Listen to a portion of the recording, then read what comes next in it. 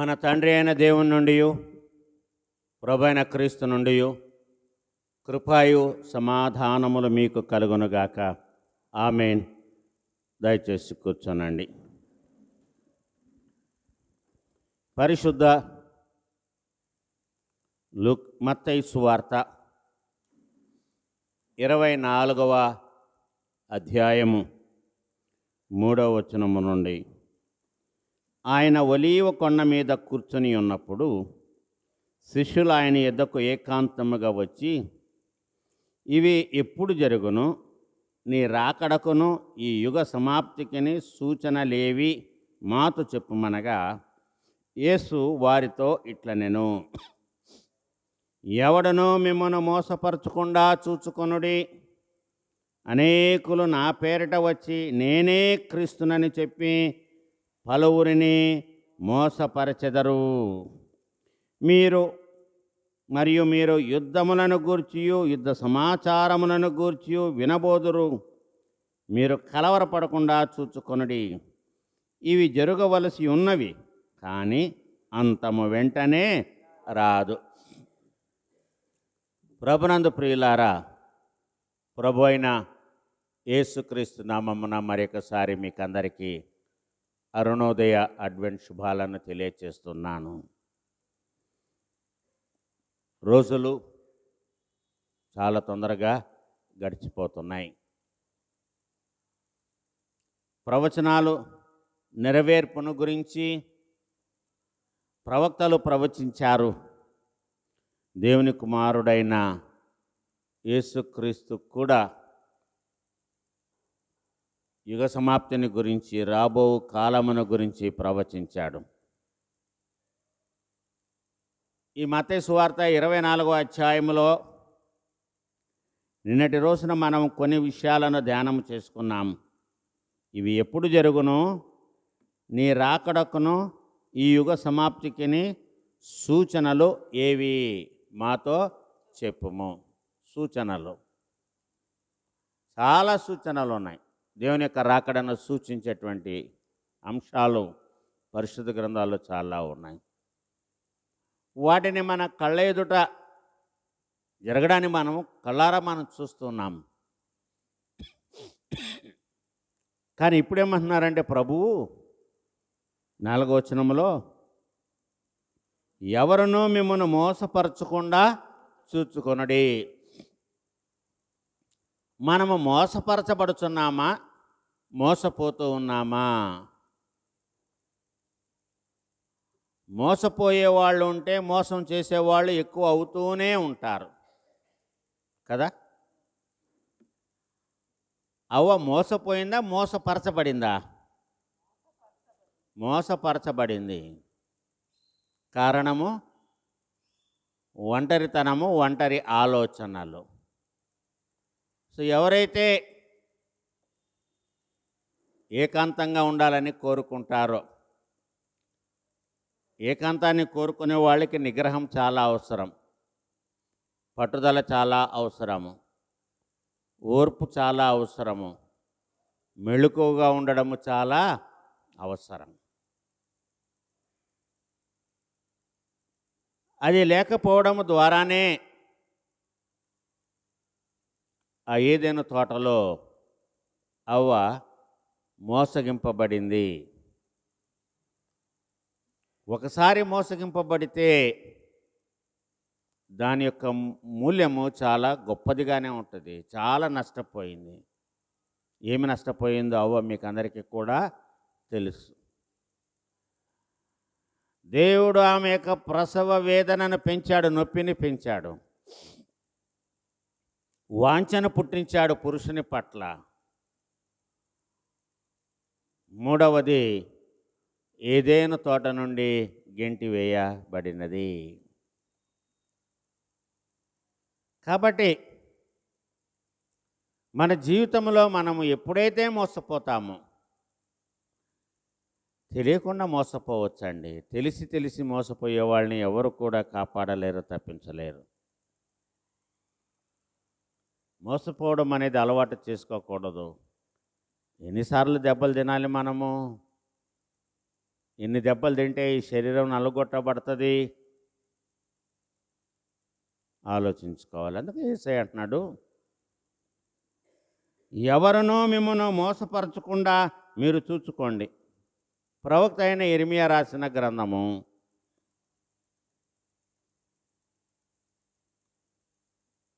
29వ అధ్యాయము 8, 9 వచనాలను చదువుకుందాం. ఇర్మియా గ్రంథము 29వ అధ్యాయం 8, 9 వచనాలు. ఇశ్రాయేలు దేవుడును సైన్యములకు అధిపతియు నాకు యెహోవా ఈలాగు సెలవిచ్చుచున్నాడు, మీ మధ్యనున్న ప్రవక్తల చేతనైనను మంత్రజ్ఞుల చేతనైనను మీరు మోసపోకుడి. మీలో కలలు కనువారి మాటలు వినకుడి. వారు నా నామమును బట్టి అబద్ధ ప్రవచనములను మీతో చెప్పుదురు, నేను వారిని పంపలేదు. ఇదే యెహోవా వాక్కు. ఎవరిని పంపలేదంటున్నాడు? మంత్రజ్ఞులను, అబద్ధ ప్రవక్తలు. అందరూ దేవుని ద్వారా పంపబడినటువంటి వారు కారు. అందరూ దేవుని యొక్క శక్తి చేత అద్భుతాలు చేసినటువంటి వారు కారు. కాబట్టి దేవుడైన యెహోవా ప్రవక్త అయినటువంటి ఇర్మియా ద్వారా ఈ రోజున వాక్యము ద్వారా మనతో మరొకసారి ఆయన మాట్లాడుతున్నాడు. సంవత్సరం చివరి రోజుల్లో ఉన్నాము. మనం అక్కడికి వెళితే ఒక అద్భుతం జరిగిపోద్ది. మళ్ళీ మన జీవితంలో మనం వెనక్కి తిరిగి చూసుకోలేనంత అద్భుతం జరుగుతుంది అని ఎవరైనా చెప్పితే మనిషి ఏ జీవి అండి? ఆశాజీవి. మనిషి ఆశాజీవి. కష్టపడకుండానే సమస్తమును రావాలని కోరుకుంటాడు. కష్టపడకుండానే అన్నీ రావాలని కోరుకుంటాడు. మితిలేనివి కోరుకుంటాడు. అర్హతను మించి కోరుకుంటాడు. శక్తిని మించి కోరుకుంటాడు. గమనించాలి ప్రభునందు ప్రియులారా. ఒక రాజంట ఒక ఊరిలో దేవుణ్ణి ప్రార్థన చేశాడంట. చాలా మంచోడంట. దేవుడు ఆయన్ని చూసి ఇంప్రెస్ అయ్యి ఆయనతో మాట్లాడాడంట. సరే, సొలొమోన్ అడిగాడంట, నేను నీకు ఏది ఇస్తే నువ్వు సంతోషిస్తావో ఆనందిస్తావో కోరుకో అని అంటే, ఆ రాజు సొలొమోను మహారాజులాగా కోరుకోలేదంట. ఏం కోరుకున్నాడంటే, నేను దేన్ని ముడితే అది బంగారం అయిపోవాలి అని కోరుకున్నాడు. నేను దేన్ని ముడితే అది బంగారం అయిపోవాలి. ఆలోచించు, ఇస్తాను, నేను ఇవ్వడం సులభము, నీవు దాన్ని నిలబెట్టుకోలేవు, బాగా అడుగు అని దేవుడు ఒక అవకాశాన్ని ఇచ్చాడంట. లేదు దేవుడా, నాకు అదే కావాలి, అది ఉంటే చాలు అన్నాడంట. అంతేనా? అంతే అంతే అంతే. ఇందులో అమెండ్మెంట్ ఏమీ కూడా లేదు. నేనేది ముడితే అది బంగారం అయిపోవాలి. దేవుడు మనసులో నవ్వుకొని, వెర్రోడు, పిచ్చాడు, మళ్ళీ నాకు పని కల్పిస్తున్నాడు, మళ్ళీ నేను ఈయన దగ్గరికి రావాల్సిందే, సరేలే చూద్దాం అని, సరే నువ్వు అనుకున్నట్టే కలుగును గాక అన్నాడు ఆయన. ఈయన ఆమెను అన్నాడు. దేవుడు వెళ్ళిపోయాడు. టెస్ట్ చేయాలి ఇప్పుడు, నేను అనుకున్నది జరుగుతుందా లేదా. ఏదో కంటికి కనపడింది, ఒక వస్తువును ముట్టాడు, తక్షణమే అది బంగారంగా మారిపోయింది. కొంచెం ఆనందం, యాంగ్జైటీ పెరిగింది, క్యూరియాసిటీ పెరిగింది. ఓ, ఇది బంగారం అయిందంటే ఇంకొకటి కూడా బంగారం అవ్వాలి కదా అనేసి ఏదో ముట్టాడు, ఇంకా అది బంగారం అయింది. ఇట్లాంటి పిల్లర్లు భవనములు అన్నీ ముట్టాడు, మొత్తం బంగారంగా అవ్వడం మొదలేసినాయి. ఆయన సంతోషానికి అవధులు లేవు. ఎంతసేపు? ఆకలేస్తుందిగా, దాహం వేస్తుందిగా, సరే నాకు ఆకలేస్తుంది, అన్నం పెట్టండి అన్నాడు. రాజు తలుచుకుంటే ఏదైనా తినగలడు. సొలొమోను జీవిత చరిత్ర చూడండి. ఒక రోజుకి ఎన్ని గొడ్రెలు, పొట్టేళ్ళు, కోతులు, నెమళ్ళు కోసి విందు చేసేవాళ్ళు. తెమ్మన్నాడు, అన్నం ముట్టుకున్నాడు, ఆహారం ముట్టుకున్నాడు, బంగారం అయిపోయింది. ఇదేంటి అన్నాడు. నీళ్లు తాగుదాం, కనీసం నీళ్లు తాగుదాని అయినా బతుకుదాము, నీళ్ళు ఇవ్వండి అన్నాడు. నీళ్ళు గ్లాసును పట్టుకున్నాడు. గ్లాసులో ఉన్న నీళ్లు నీరుగా మారిపోయింది, బంగారంగా మారిపోయింది. చూశాడు. రాత్రి అయింది, పగులైంది, సాయంకాలం అయింది, రాత్రి అయింది, పగులైంది. ఆకలి భరించలేకుండా ఉన్నాడు. పరుపును ముట్టాడు, పరుపు కూడా బంగారం అయింది. స్మూత్గా ఉండే పరుపు హార్డ్గా మారింది. బంగారమే, స్మూత్నెస్ ఉండదు. అప్పుడు రియలైజ్ అయ్యి నేను తప్పు చేశాను. మళ్ళీ దేవుడు ఎదురు చూస్తున్నాడు, టకామని దిగి రావాలని. వీళ్ళు పిలుస్తాడని తెలుసు ఆయనకి.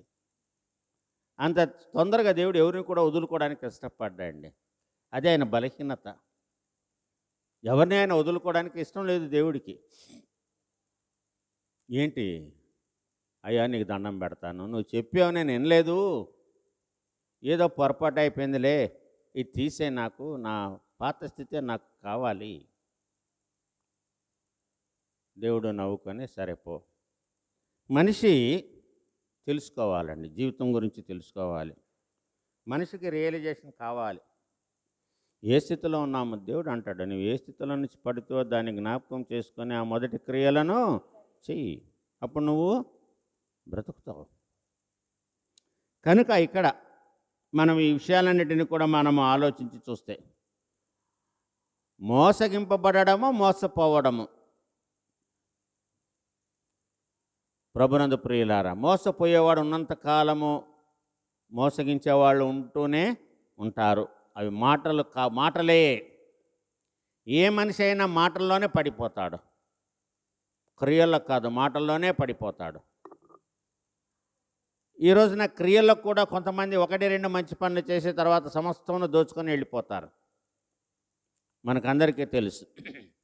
చిట్టీలు వేసేవాళ్ళు, చిన్న బ్యాంకులు పెట్టేటువంటి వాళ్ళు, ఏ విధంగా కోట్లు సంపాదించుకొని బోర్డులు తిప్పేసి వెళ్ళిపోయినటువంటి వాళ్ళు బోల్డ్ మంది. సో మోసపోతున్నాం మనం, ఏదో కోరి ఆశించి. అబద్ధ ప్రవక్తలు కూడా ఆ కోవకే చెందినటువంటి వారు, అందుకనే వారిని అబద్ధ ప్రవక్తలు అని అన్నారు. నిజమైన ప్రవక్త వస్తే ప్రతి ఒక్కళ్ళు భయపడేవాళ్ళు. నువ్వు సమాధానంతో వస్తున్నావా, లేకపోతే దేవుని దగ్గర నుంచి ఏదైనా ఉగ్రత రకమైనటువంటి మాటలను నీవు తెస్తున్నావా? నినవే పట్టణానికి వెళ్ళమంటే తర్షీసుకు వెళ్ళే ఓడనెక్కాడు యోనా, ఎందుకంటే ఉగ్రత గొప్పది కాబట్టి. ఇర్మియా ఏది దేవుడు చెప్పమంటే అది చెప్పాడు, అందుకని ఆయన బావిలో పడేశారు, బురద ఉన్నటువంటి బావిలో పడేశారు. ఇవన్నీ కూడా మనం పరిశుద్ధ గ్రంథంలో మనం చదువుతాం. అందుకని అంటున్నాడు, ఎవడనో మిమ్మను మోసపరచకుండా మీరు చూసుకోండి. పౌలు ఎఫెసీయులకు రాసిన పత్రిక 5వ అధ్యాయము 6-7 వచనాలను చదువుకుందాం.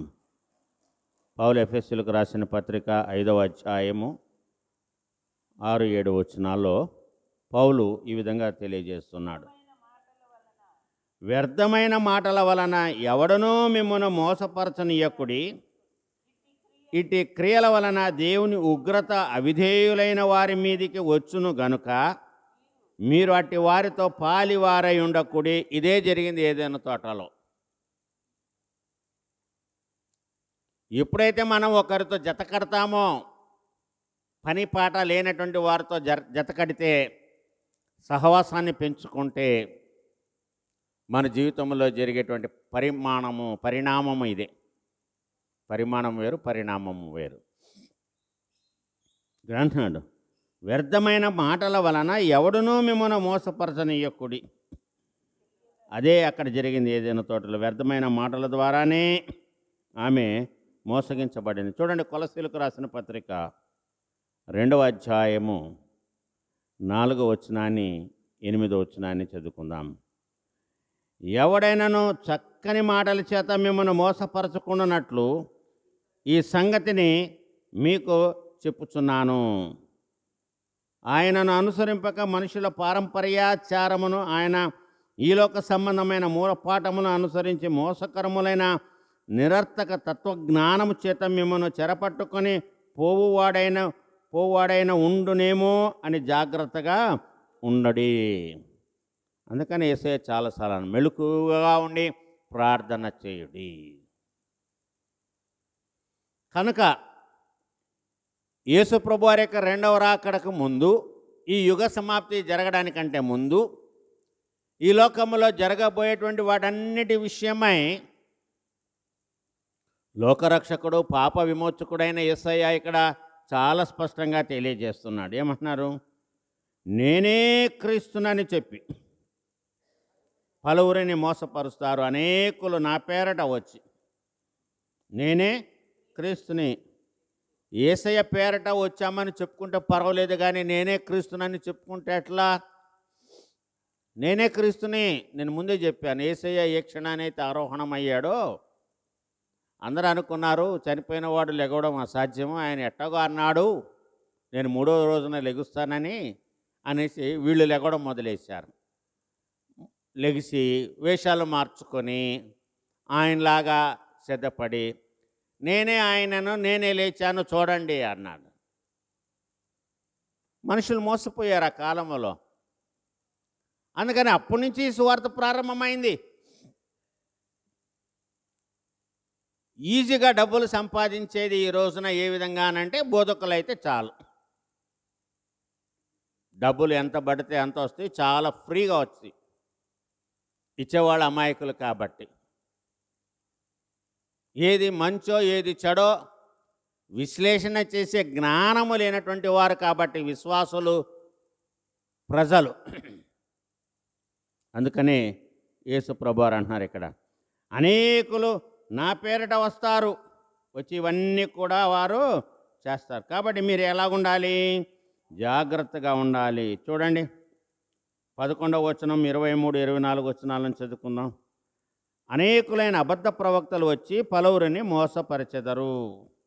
దాని తర్వాత అబద్ధపు క్రీస్తులను, అబద్ధపు ప్రవక్తలను వచ్చి సాధ్యమైతే ఏర్పరచబడిన వారిని సైతము మోసపరచుటకై గొప్ప సూచక క్రియలను, మహత్కార్యములను కనుపరచెదరు.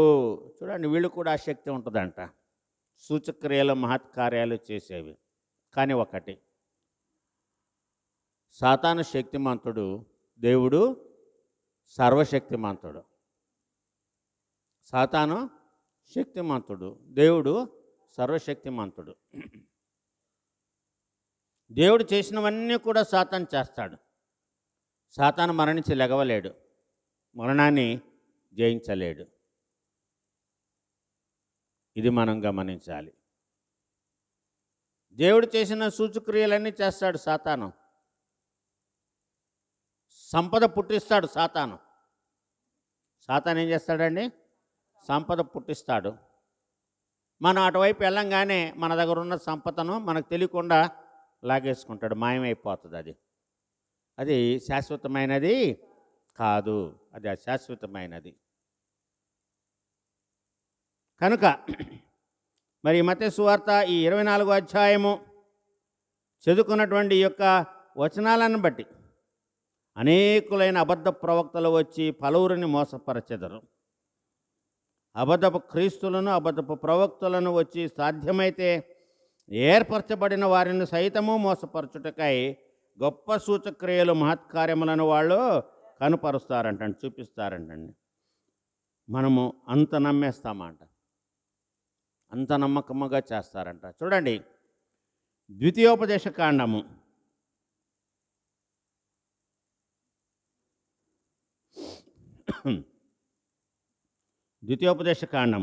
13వ అధ్యాయం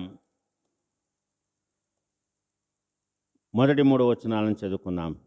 ప్రవక్తయే కానీ కాస్త ఆగండి. ప్రవక్తయే కానీ కలలు కనువాడే కానీ నీ మధ్య లేచి నీ ఎదుట సూచక క్రియ అయినను మహత్కార్యమునైనను చేసి నీవు ఎరుగని ఇతర దేవతలను అనుసరించి పూజింతము రమ్మని చెప్పిన ఎడల అతడు నీతో చెప్పిన సూచక క్రియ కానీ మహత్కార్యము కానీ సంభవించినను ఆ ప్రవక్త మాటలను, కలలు కనువాని మాటలను వినకూడదు. ఏలయనగా మీరు మీ దేవుడైన యెహోవాను మీ పూర్ణ హృదయముతోనూ మీ పూర్ణ ఆత్మతోనూ ప్రేమించుచున్నారో లేదో తెలుసుకొనుటకు మీ దేవుడైన యెహోవా మిమ్మును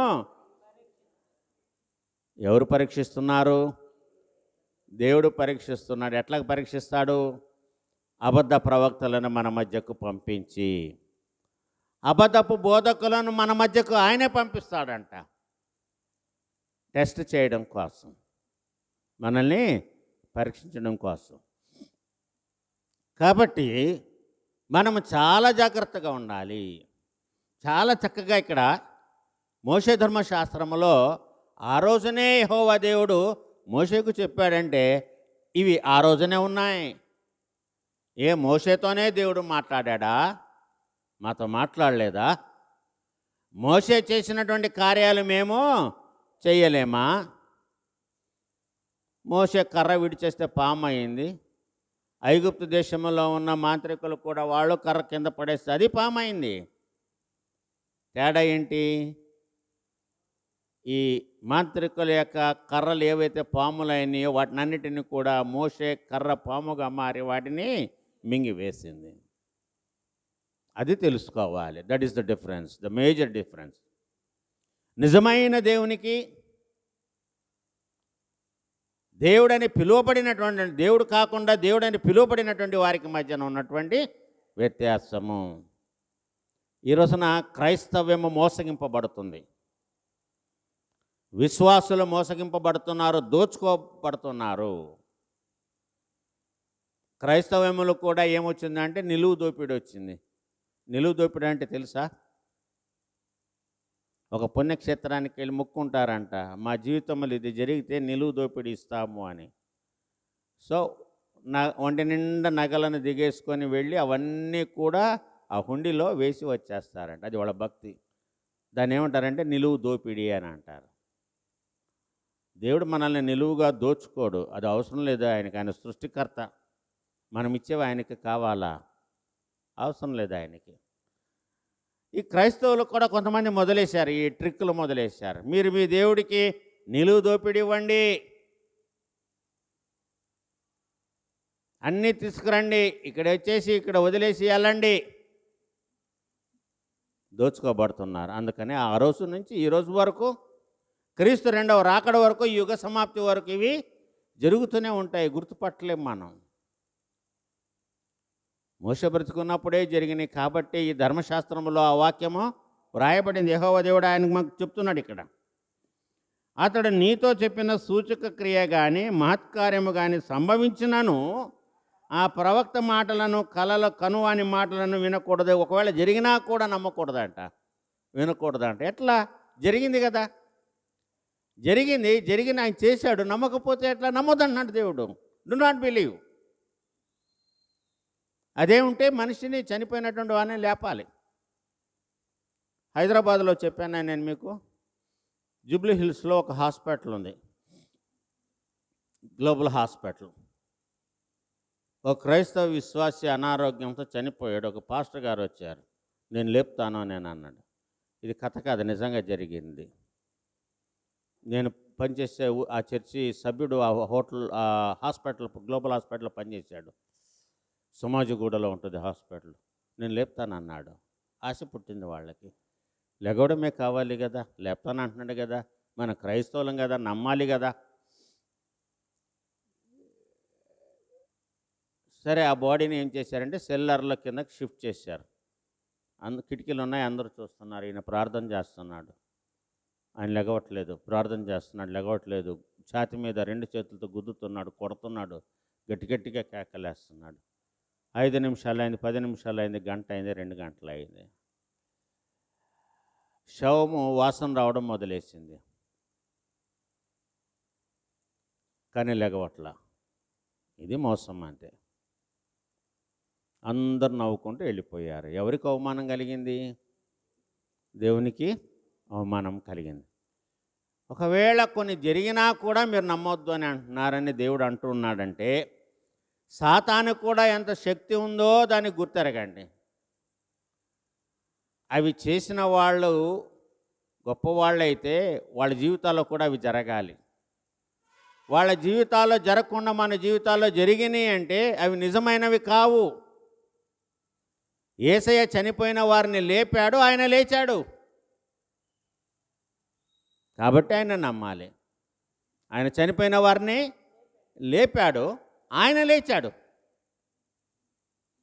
ఎలీషా ప్రవక్త యొక్క శల్యములు తాకి ఒకళ్ళు ఎగవలేదా? లేచారా లేదా? That is the power. అది తెలుసుకోవాలి. సో ఈ అంత్యకాలంలో క్రీస్తు రాకడకు ముందు ఇవన్నీ కూడా జరుగుతాయి, అన్నిటినీ నమ్మకండి అని ఇక్కడ ద్వితీయోపదేశ కాండము 13వ అధ్యాయము 1-3 వచనాల్లో దేవునికి వాక్యము ప్రభునందు ప్రియులారా మనతో మాట్లాడుతున్నది. కాబట్టి ఈ మత్తయి సువార్త 24వ అధ్యాయంలోని ఈ 4, 5, 6 వచనాలు ఈనాటి ధ్యానమున మనం గమనిస్తున్నాం. ఎవడునూ మిమ్మల్ని మోసపరచకుండా చూచుకొనుడి. అనేకులు నా పేరిట వచ్చి నేనే ఆయననని చెప్పుకుంటారు అనేసి ప్రభువారు చెప్తున్నారు. చూడండి, ఇర్మియా గ్రంథము 14:14 చదువుదాం. ప్రవక్త అయినటువంటి ఇర్మియా 14:14. యెహోవా నాతో ఇట్లా నేను, ప్రవక్తలు నా నామమును బట్టి అబద్ధములు ప్రకటించుచున్నారు. నేను వారిని పంపలేదు, వారికి ఆజ్ఞ ఇయ్యలేదు, వారితో మాట్లాడలేదు. వారు అసత్య దర్శనమును, శకునమును, మాయతంత్రమును, తమ హృదయమున పుట్టిన వంచనను ప్రకటన చేయుచున్నారు.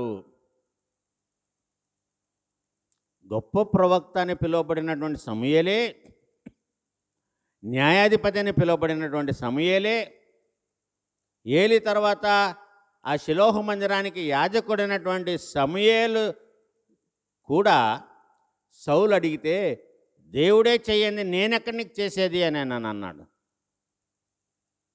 దేవుడే నేను ఎడబాశాడయ్యా, నేనేం చేయగలను? గమనించండి ప్రభునందు ప్రియులారా, సౌలు దేవుణ్ణి ఆశ్రయించకుండా కర్ణపిశాచము చూసేవాళ్ళని చేసేవాళ్ళని ఆశించాడు. కాబట్టి సౌలు చేతుల నుంచి దేవుడు ఆ సింహాసనాన్ని తీసి దావీదుకి ఇచ్చాడు.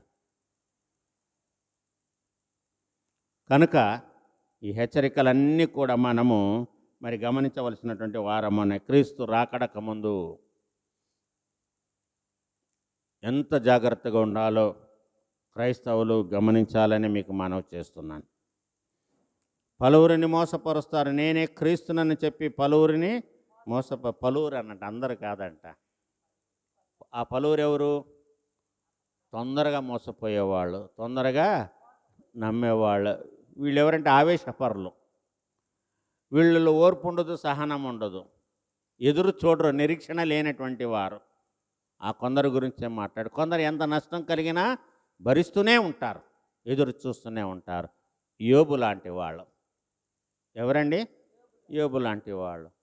నోవాహు ఒక పావురాన్ని విడిచాడు, ఎదురు చూశాడు, అది వెనక్కి వచ్చింది, అట్లాగే ఉన్నాడు కొంతకాలం.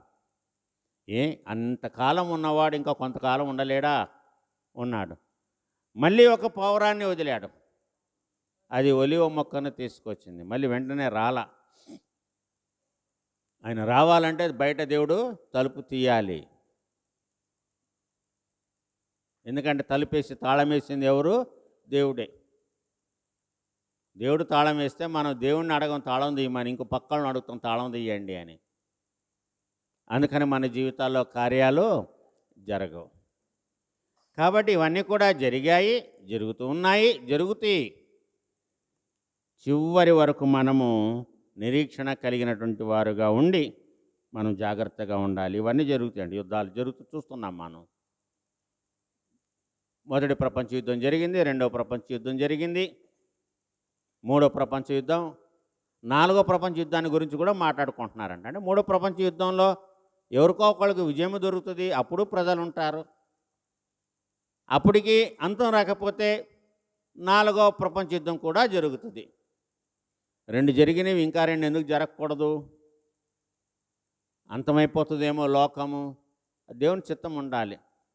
కాలములు సమయములు ఆయన తన స్వాధీనములో ఉంచుకొని ఉన్నాడు. కాబట్టి ఏవి సత్యమైనవో, ఏవి మాన్యమైనవో, ఏవి ఖ్యాతి గలవో వీటిని మనం తెలుసుకోవాలండి.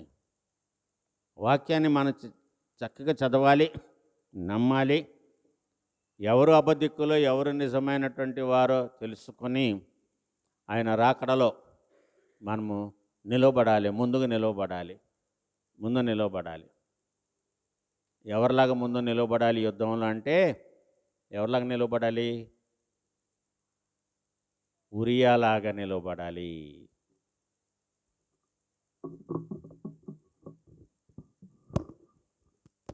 దాని గురించి నేను ఇంకొక రోజు మాట్లాడతాను. దేవుని కృప మనకందరికీ తోడుగా ఉండునుగాక. ఆమేన్. సమస్త జ్ఞానమునకు మించిన దేవుని యొక్క సమాధానము యేసుక్రీస్తులైన మీ హృదయములకు మీ తలంపులకు కావలి ఉండునుగాక.